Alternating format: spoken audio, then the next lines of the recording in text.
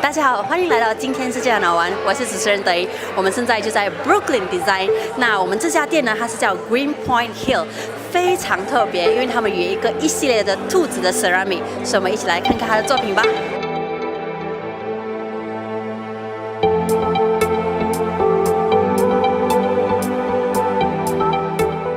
I've lived in Greenpoint for about the past 10 years, and I'm a ceramic artist.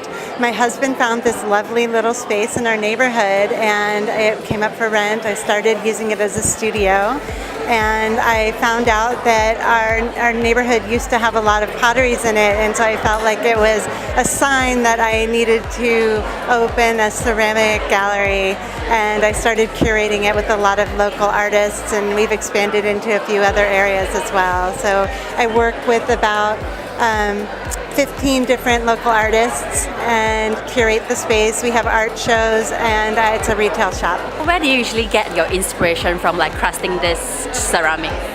Oh gosh, all over. I mean, you can see there's a variety of different styles in here.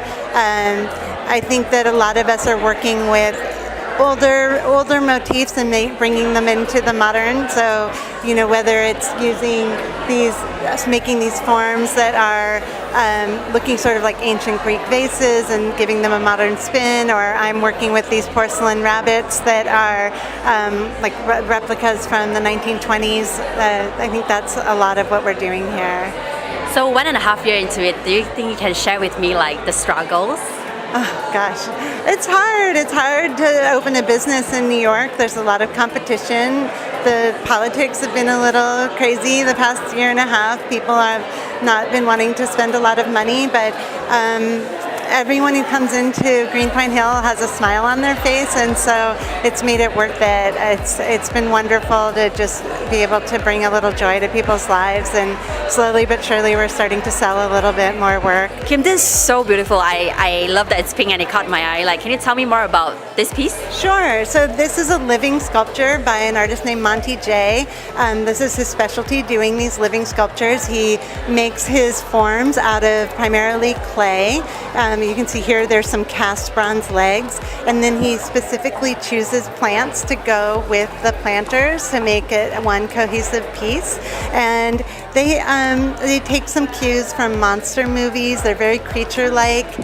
His work is very unusual, and I've never seen anything like it. He's really starting to get a little bit more of a following in New York, and we're so excited for him. All right, so this is by you. It's so cute. Like, it's a rabbit series?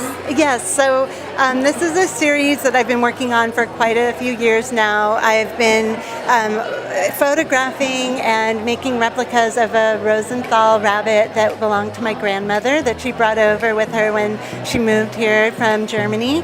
And I grew up looking at the original and was always very intrigued by this rabbit. And so I started investigating it through my artwork.